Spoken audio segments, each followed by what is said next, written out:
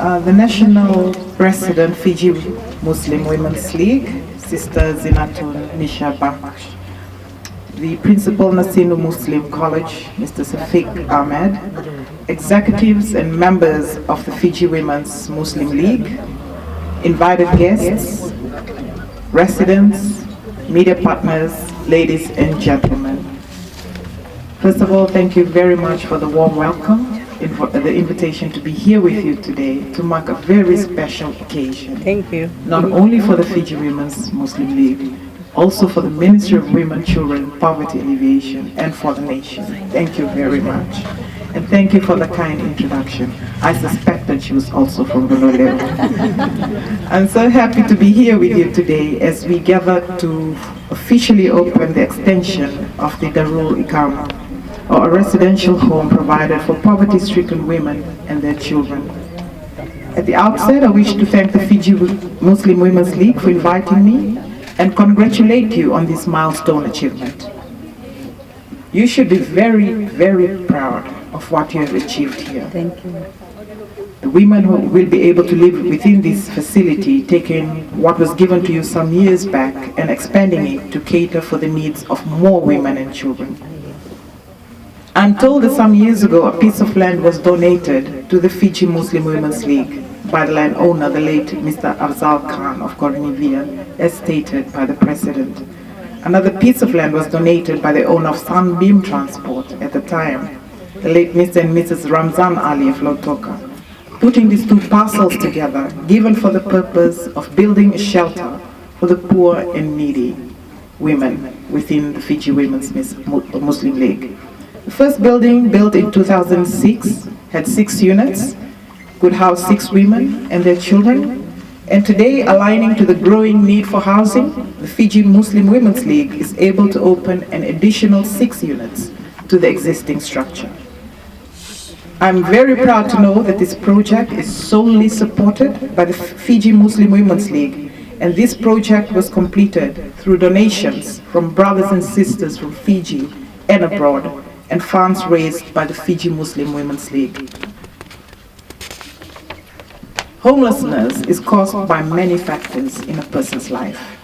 Studies show that homeless women are considered one of the most vulnerable subpopulations among the homeless, which is attributable to many interrelated factors, such as a shortage of women-centered services, women's vulnerability to violence, exploitation and marginalization, abandonment by their families, and high rates of poverty, often lacking the necessary resources when escaping violence.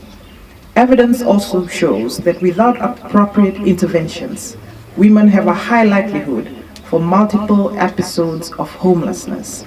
And this tells us that the need for such facilities in today's world for the safety and well-being of our women is invaluable. In Fiji, we have had very few such facilities that serve as permanent homes for women and children in need. Recently, a shelter for women victims of violence was handed over to the Ministry of Women by the Soroptimist International Southwest Pacific. The Salvation Army and Fiji Women's Crisis Center run similar shelters. These are meant to be temporary shelters, especially in cases of domestic violence, until the woman and her children are able to move to more permanent accommodation. A residence of this nature for women with that vulnerability is a huge relief to know about. And this reminds me of something my former peers used to say all the time.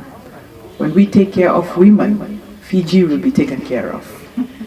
Excellent. Services of this kind, no matter how big or small the capacity, is crucial. And I must thank you for joining hands with the Fijian government to support and empower our women the best we can with your own initiatives like this. Inclusive and sustainable development around the world, leaving no one behind, is the overarching vision of the UN's 2030 agenda, and also a promise of the Fijian government. Gender equality and the empowerment of women are central to the realization of that vision. Yet, gender gaps remain large, pervasive, and persistent. The Fijian government has shown great commitment to women's development by becoming signatories to international conventions and national laws as well, and of course, the increasing budgetary provision to the Ministry of Women, allowing more and quality policies and programs for women's empowerment. This has enabled the ministry to successfully support institutions that help our women get empowered. And I'm happy to announce that one of such institutions is the Makoi Vocational Center. The issue of extreme poverty is very familiar to any faith-based non-government organization, churches, mosques, working with vulnerable people in resource-poor communities. Faith-based organizations are often at the front lines of the issue of homelessness, partnering with local communities and sometimes government.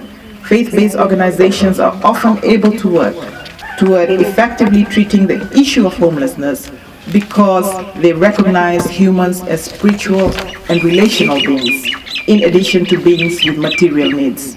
Faith-based organizations' unique capacity to identify the interdependence of spiritual, physical, relational, mental, and vocational well-being has sadly often been overlooked. And I always say with the greatest of convictions that non-government organizations, faith-based organizations, are a critical unit of support for the vulnerable in society. And today we see the evidence of that. I wish to conclude by saying that each one of us has a role to play in making this world a better place for our own people. Partnering with faith-based organizations is one way for people to extend love and support to the most vulnerable members of our communities. And I encourage all Fijians, wherever they are, to support initiatives like these, led by faith-based organizations they are associated with.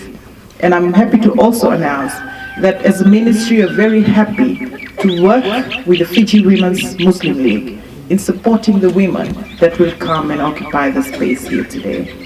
Beyond direct acts of service, we should consider how we can advance public justice in addressing homelessness through advocating for support for the poor among us and support the capacity of diverse organizations that serve the homeless, the poor, the needy to thrive, recognizing that faith-based organizations make a large contribution to the alleviation of poverty in Fiji.